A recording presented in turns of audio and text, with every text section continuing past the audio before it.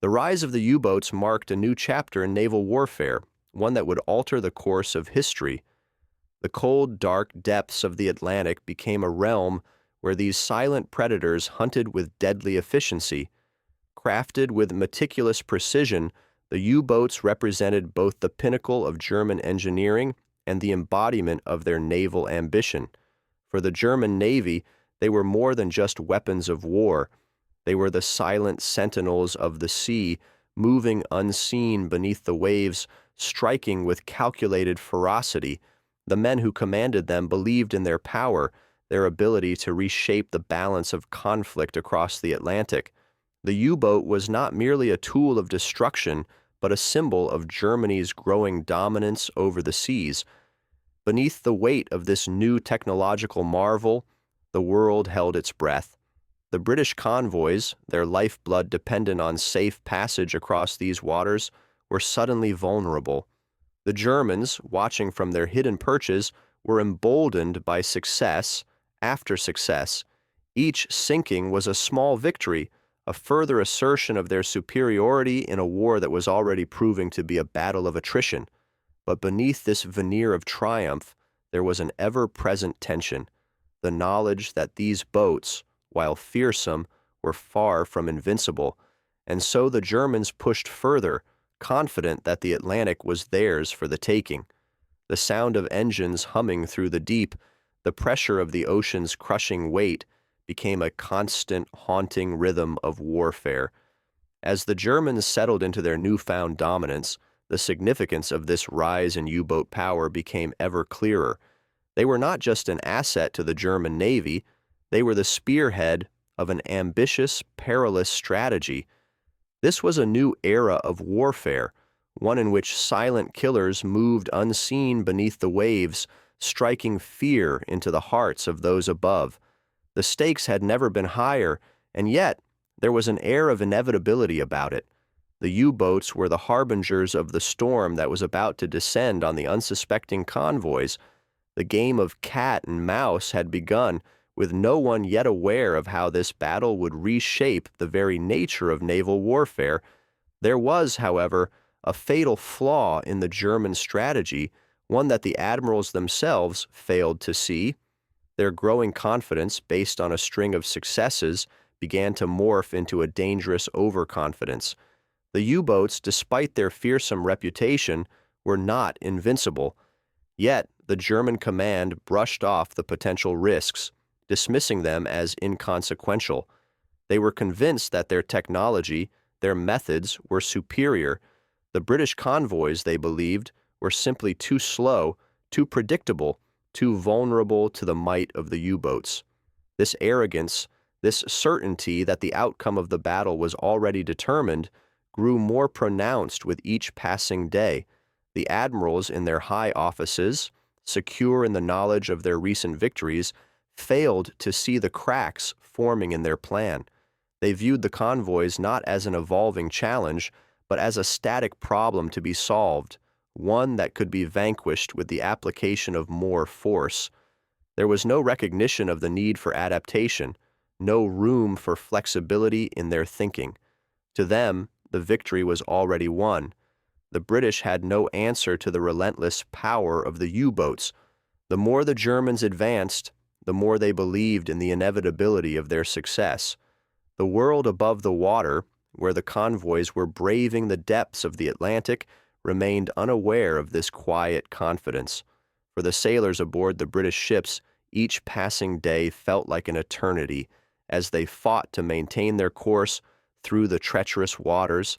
Yet the Germans, secure in their belief that the convoys were vulnerable, failed to see the broader picture.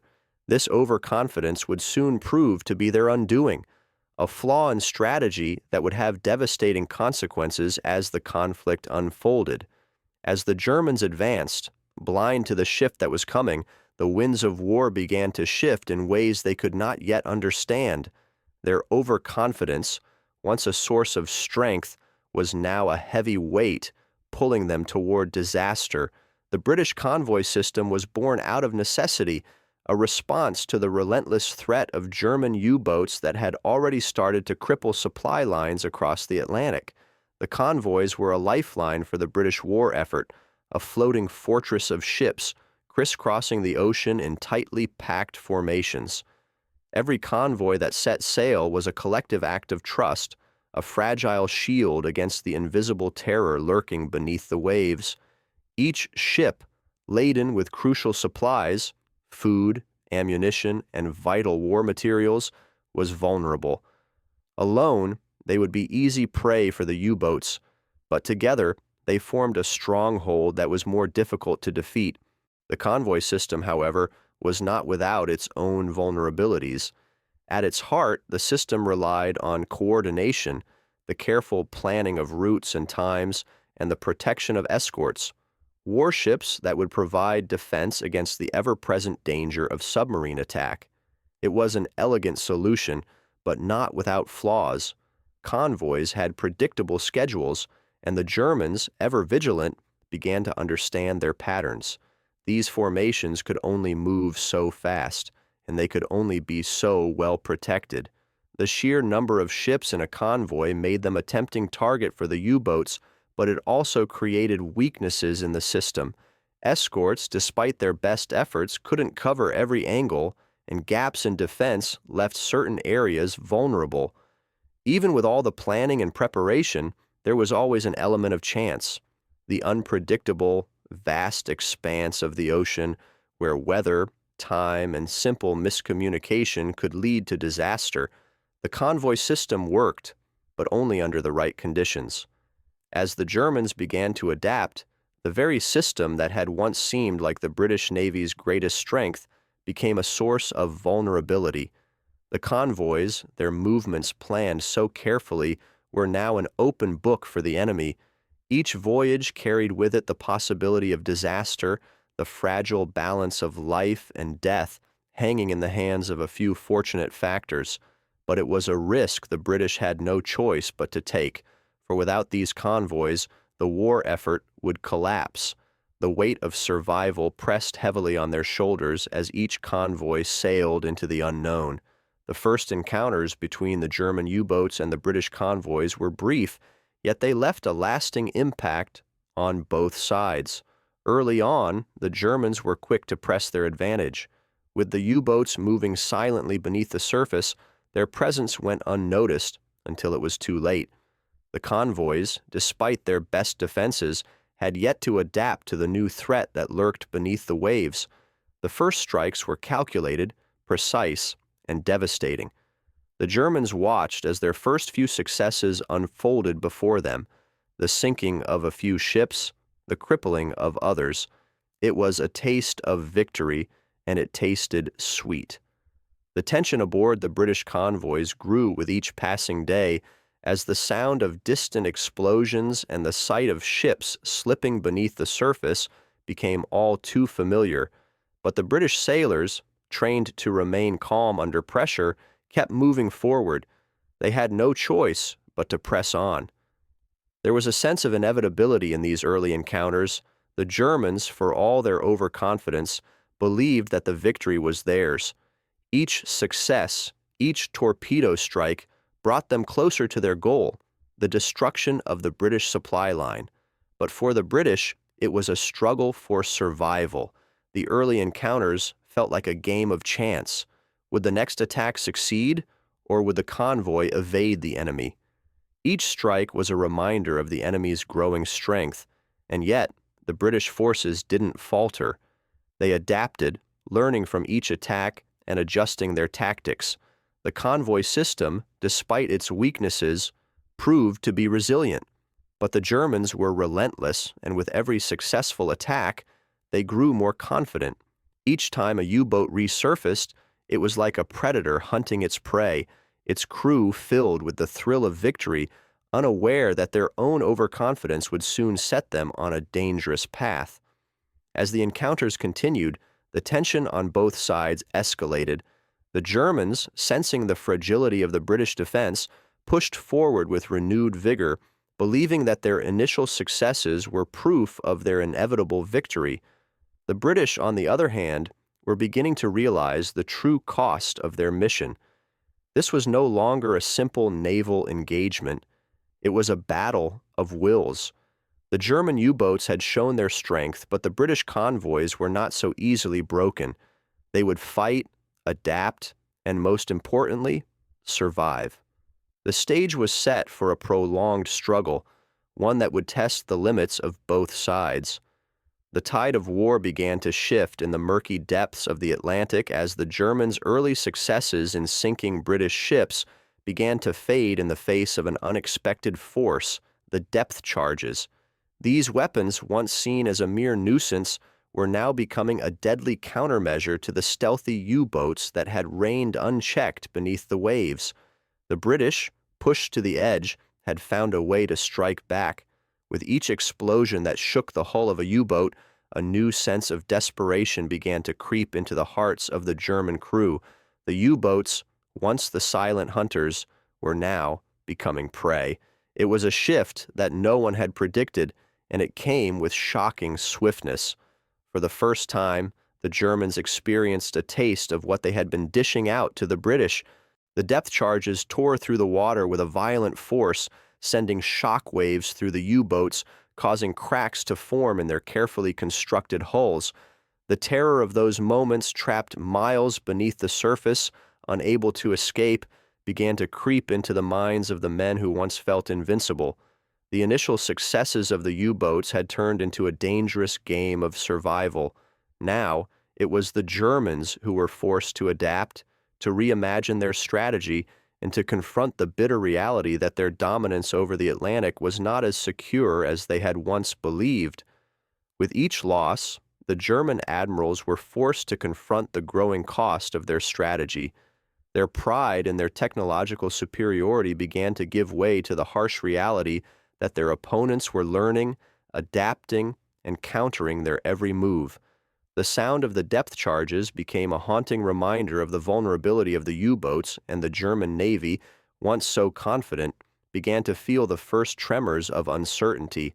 The enemy they had underestimated was now proving to be more resilient than they had ever anticipated. The balance of power was shifting, and the Germans were starting to realize that they were not as untouchable as they had once believed. As the first major losses mounted, the German leadership began to question their initial assumptions about the war in the Atlantic. The admirals, who had once dismissed the British as ineffectual, now found themselves grappling with the weight of their decisions. There was a growing sense of unease in the high command as they surveyed the mounting casualties among their U-boat fleets. Their strategy, which had once seemed infallible, now appeared deeply flawed. It was a hard pill to swallow, the realization that their technological prowess was not enough to guarantee victory. The question that loomed over the German command was whether they could adapt quickly enough to turn the tide in their favor. Internally, the debate raged. Some admirals clung to the belief that the losses were just a temporary setback, a series of unfortunate events that could be corrected with more coordination, more strategy, and more resources. Others, however, began to entertain the more uncomfortable possibility that their entire approach might need to be reevaluated.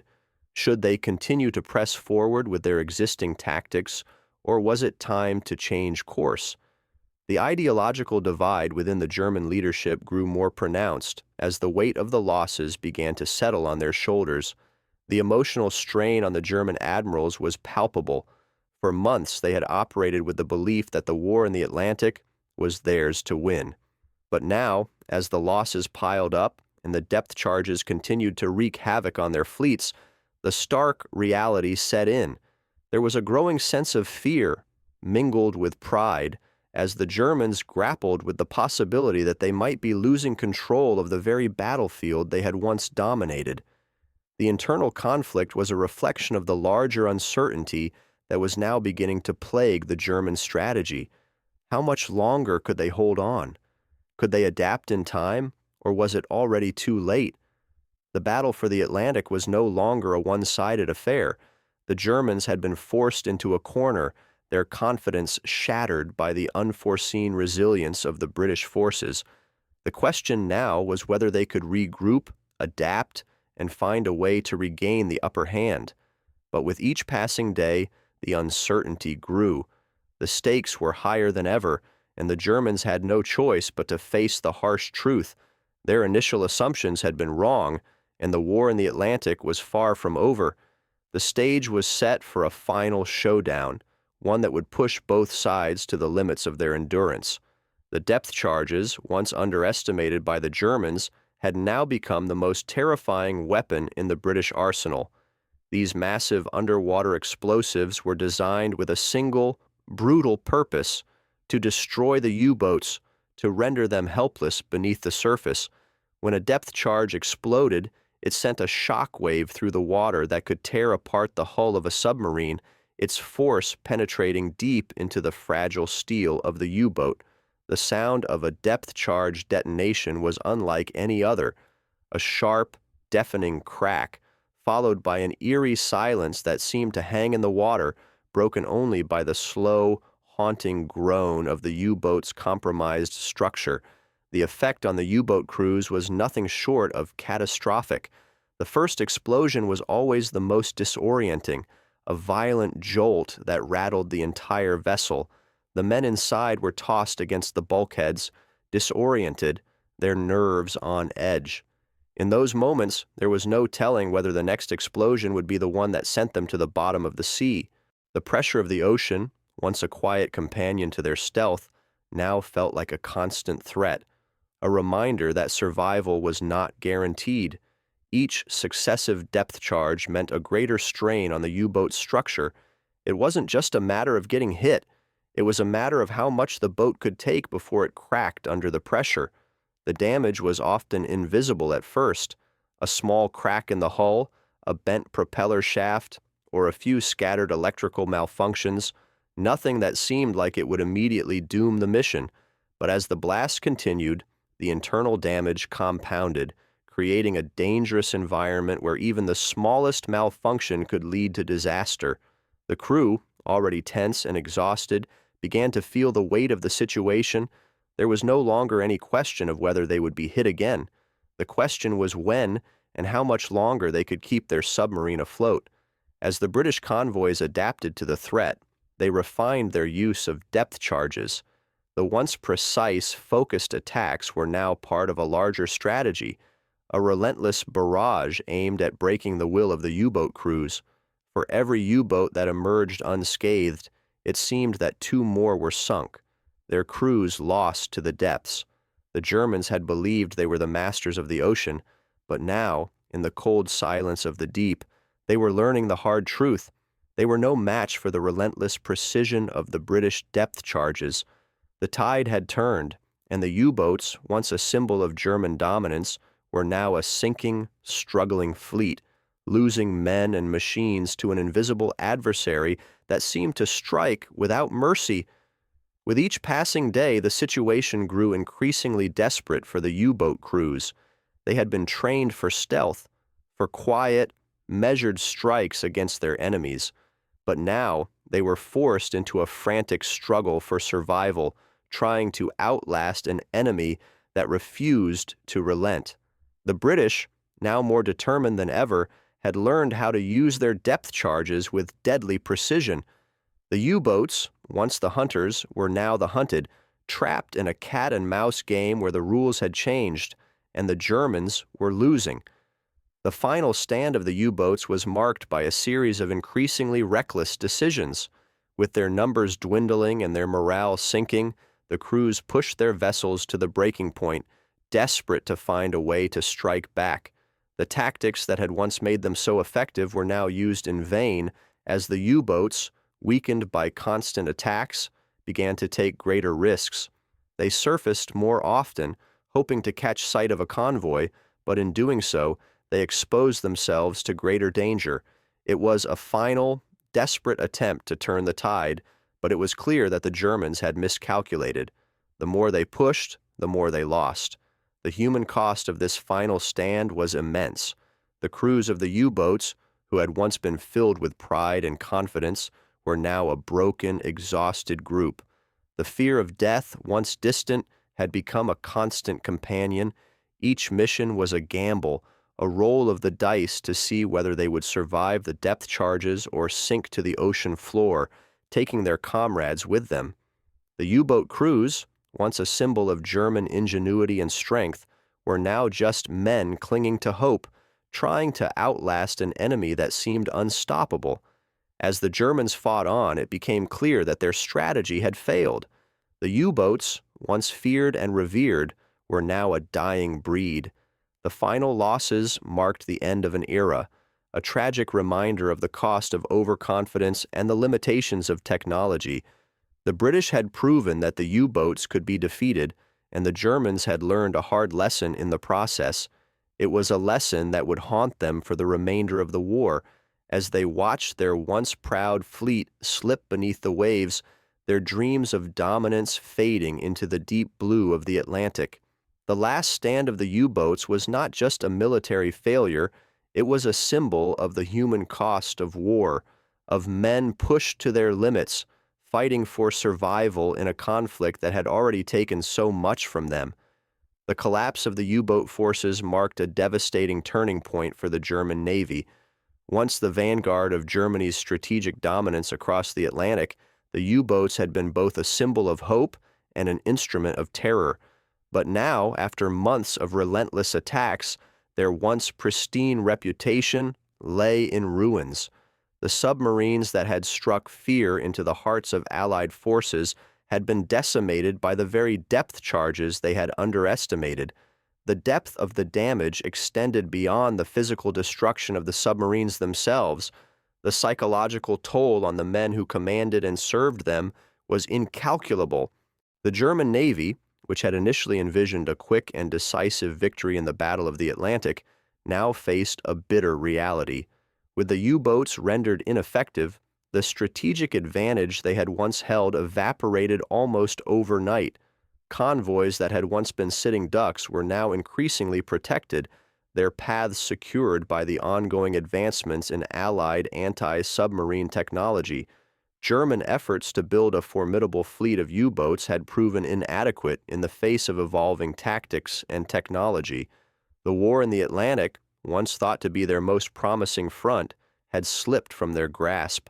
The loss of the U-boats was not merely a military setback, it was a strategic collapse of the highest order. For the Germans, this was more than just the sinking of submarines. It was the unraveling of a carefully constructed plan that had relied heavily on the power of these underwater vessels. The defeat in the Atlantic had long-term implications that rippled through the entire German war machine. The loss of U-boats meant that the Germans had to reconfigure their naval strategies and redirect valuable resources to shore up defenses elsewhere. The Atlantic, once a place of German dominance, had now become a domain of Allied supremacy. The consequences of this collapse would be felt long after the war ended, as the Germans' inability to control the seas severely hindered them to project power globally. In the aftermath, there was a haunting silence.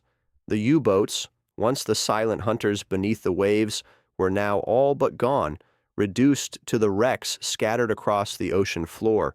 The men who had once commanded these vessels now found themselves stranded in a world where their tactics no longer held sway. The fate of the U-boat fleet was sealed, and with it, the high hopes of the German Navy to win the war through sheer dominance on the high seas. It was a tragic end to an era that had promised so much and delivered so little. The repercussions for the German Navy were severe and far-reaching. The destruction of the U-boats left a massive hole in their naval capabilities, one that they could not easily fill. The failure of the U-boats also exposed the limitations of German military strategy, particularly in their reliance on technological superiority without adapting to the changing nature of warfare.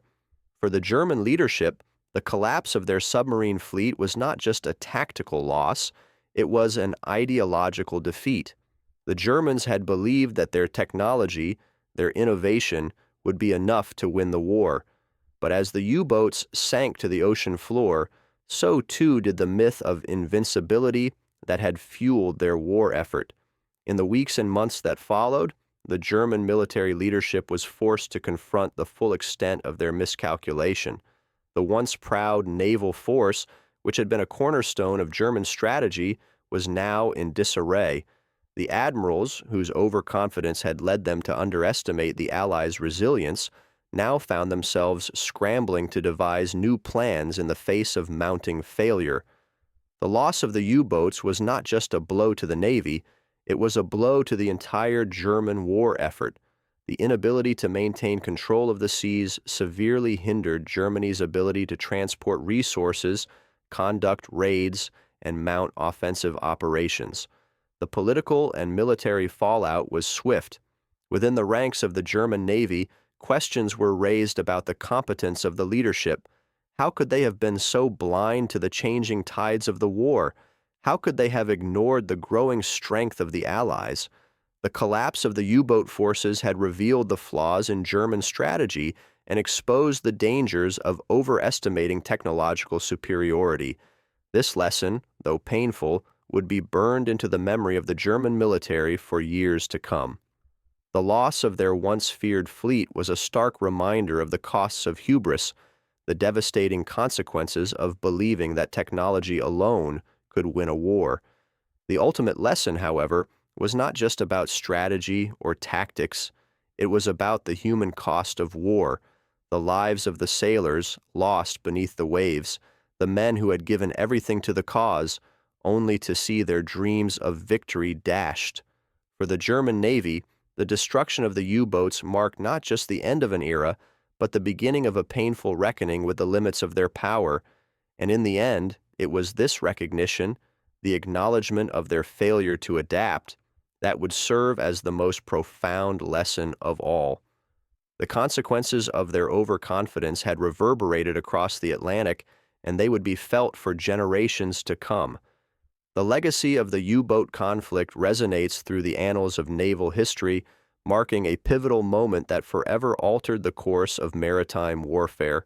The brutal exchange between the German U-boats and the Allied convoys reshaped not only naval strategy, but also the very essence of how war would be waged on the high seas. The innovation of the U-boats, silent, stealthy, and deadly, represented a breakthrough in naval tactics, but it also highlighted the vulnerability of even the most advanced technology when faced with unforeseen adversaries. The British response, developing countermeasures like depth charges and enhancing convoy tactics, was a testament to human resilience and the adaptability required in times of conflict. The U-boat war also marked the beginning of a new chapter in the evolution of warfare. It showcased the importance of technological innovation, but also the necessity of adapting to the changing battlefield. The lessons learned from this conflict laid the groundwork for future naval engagements, where submarines, aircraft, and surface vessels would all coexist in a complex web of strategies. The idea that no one side could dominate the seas unchallenged became a defining characteristic of post-war military thinking. The German defeat in the Battle of the Atlantic served as a stark reminder that technological superiority, while powerful, must be constantly reevaluated and adapted to the shifting tides of war. It was a conflict that ushered in a new understanding of the dynamic interplay between technology, strategy, and human resilience. Yet beyond the tactical and technological shifts, the legacy of the U-boat conflict can also be seen in the psychological and philosophical changes it wrought. The Germans, once confident in their ability to crush the Allied convoys, were brought low by the very power they had relied on. The psychological toll on the German Navy was immense, as it became clear that even the most advanced weapons could fail in the face of human ingenuity and resolve. For the Allies, the U-boat war represented the triumph of perseverance and adaptability over sheer technological force. The conflict underscored the importance of unity, innovation, and the willingness to confront difficult challenges head-on. In the broader sweep of history, the lessons of the U-boat conflict would resonate far beyond the waters of the Atlantic, shaping the strategies of future generations and serving as a reminder of the complexity of warfare. As we reflect on the U-boat conflict and its consequences, it is impossible to overlook the profound human cost, that underpinned these strategies and technologies. Behind the cold calculations of naval commanders and the deadly engagements between ships and submarines, there were men, ordinary sailors, submariners, and soldiers whose lives were irrevocably shaped by the decisions made in the heat of battle. For the Germans, the loss of the U-boat fleet was not just a strategic failure, it was the destruction of a dream, the end of a campaign that had promised to change the course of the war. For the Allied sailors, each convoy was not just a mission, but a testament to their courage and determination to survive against overwhelming odds. These men faced the relentless pressure of the ocean, the constant fear of attack, and the knowledge that every voyage could be their last. The human side of this conflict is often overshadowed by the technological and strategic discussions, yet it is the men who served on both sides who bore the true cost of this war. The U-boat crews, trapped beneath the surface, faced a constant battle, not just with the British, but with the very environment around them. The cold, dark depths of the ocean became their prison, a place where fear, isolation, and uncertainty gnawed at the minds of even the most hardened sailors. For them, the war was not just about sinking ships, it was about survival in a world where every breath and every moment could be their last. On the other side, the British sailors aboard the convoys understood that their mission was not just about delivering supplies, but about ensuring the survival of their nation. They were aware that their success was crucial to the outcome of the war, and yet they faced their own peril. The constant threat of U-boat attacks, the difficulty of maintaining focus in the midst of long, exhausting voyages, and the toll that such a relentless battle took on their bodies and minds. In the end, both sides were locked in a struggle that was not only military, but deeply human. The lives lost, the families affected, and the souls scarred by the conflict are the true casualties of war, a reminder of the personal cost behind every strategic decision, every military campaign. As the dust settled and the war eventually drew to a close, the question remained, what lessons had been learned? The destruction of the U-boats, the rise and fall of naval power, and the human suffering that accompanied it all left an indelible mark on history. The legacy of the U-boat conflict is not just one of technological evolution or military strategy, it is a poignant reminder of the complex, often tragic, nature of war. Behind every battle, every victory, and every loss, there are human lives, lives that are forever changed by the choices made in the fog of war. In the end, the true cost of the conflict was not just the loss of ships and submarines, but the toll it took on the individuals who fought in it. It is their stories, their sacrifices, and their resilience that echo through the ages, serving as both a cautionary tale and a testament to the enduring human spirit.